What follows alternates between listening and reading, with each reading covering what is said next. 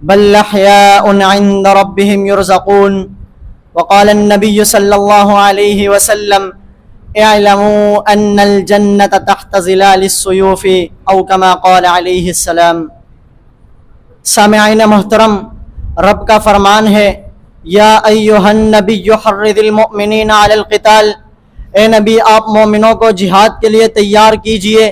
یہ پیغام سن کر آپ علیہ السلام کمر بستہ ہو گئے اور مدینہ کی دیواروں سے حی علی الجہاد اور یا خیل اللہ ارکبی کی صدائیں بلند ہونے لگی۔ کفار کے ایوانوں میں زلزلے ہونے لگے، قیس و کسریٰ کی ہوا اکڑنے لگی اور کفار کے دلوں میں اسلام کی عظمت جاگزین ہونے لگی اور اسلام کی دعوت 400 پھیلنے لگی۔ میرے محبوب علیہ السلام اعلیٰ کلمت اللہ کے لیے کبھی بدر کے میدانوں میں، کبھی احد کے میدانوں میں، کبھی خندق کے غاروں میں، کبھی تبوک کے تپتے صحراؤں میں، کبھی خیبر کے نخلستانوں میں، کبھی حنین کے ریگستانوں میں انا النبی لا کذب، انا ابن عبد المطلب کا رجزیہ پڑھتے ہوئے کفار کو ملیا میٹ کرتے چلے۔ کملی والے نے سوال کیا، اے ربا میں کب تک جہاد کرتا رہوں؟ اور اس سے آواز آئی وقاتلوہم حتی لا تکون فتنۃ ویکون الدین کلہ للہ، اے نبی آپ جہاد کرتے رہیں یہاں تک کہ کفر کا نام و نشان ملیا میٹ ہو جائے اور دین پورا کا پورا اللہ کا ہو کر رہے اور 4 دنگ عالم میں اسلام کا بول بولا جائے۔ کملی والے نے سوال کیا، اے ربا شہید کو کیا ملے گا؟ عرش سے ندا آئی میرا دیدار نصیب ہوگا۔ یہ جواب سن کر کملی والے سے رہا نہ گیا، فرتے شوق دیدار میں بول پڑے لوددت انی اقتل فی سبیل اللہ ثم احیا ثم اقتل ثم احیا ثم اقتل ثم احیا ثم اقتل ثم احیا۔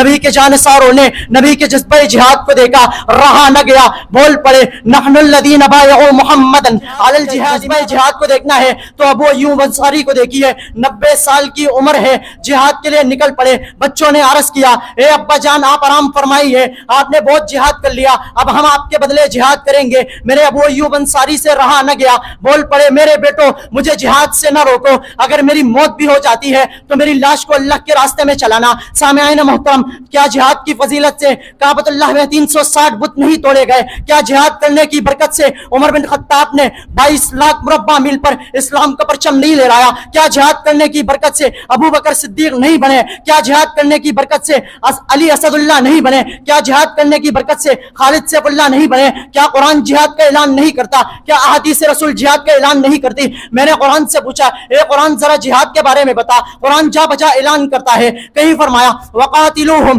حتی لا تکون فتنۃ ویکون الدین کلہ للہ، دوسرے مقام پر فرمایا وقاتلوا فی سبیل اللہ الذین یقاتلونکم ولا تعتدوا، تیسرے مقام پر فرمایا انفروا خفافا وثقالا وجاہدوا باموالکم وانفسکم فی سبیل اللہ، چوتھے مقام پر فرمایا ان اللہ یحب الذین یقاتلون فی سبیلہ، پانچویں مقام پر فرمایا یا ایھا النبی حرض المؤمنین علی القتال، چھٹے مقام پر فرمایا کتب علیکم القتال وہو کرہ لکم وعسى ان تکرہوا شیئا وہو خیر لکم وعسى ان تحبوا شیئا وہو شر لکم، ساتویں مقام پر فرمایا ان اللہ اشترى من المؤمنین انفسهم واموالهم بان لهم الجنہ۔ جب میں نے احادیث رسول کا مطالعہ کیا تو مجھے جا بجا نظر آیا، کہیں فرمایا رباط یوم فی سبیل اللہ خیر من الدنیا وما علیہا، رواہ البخاری۔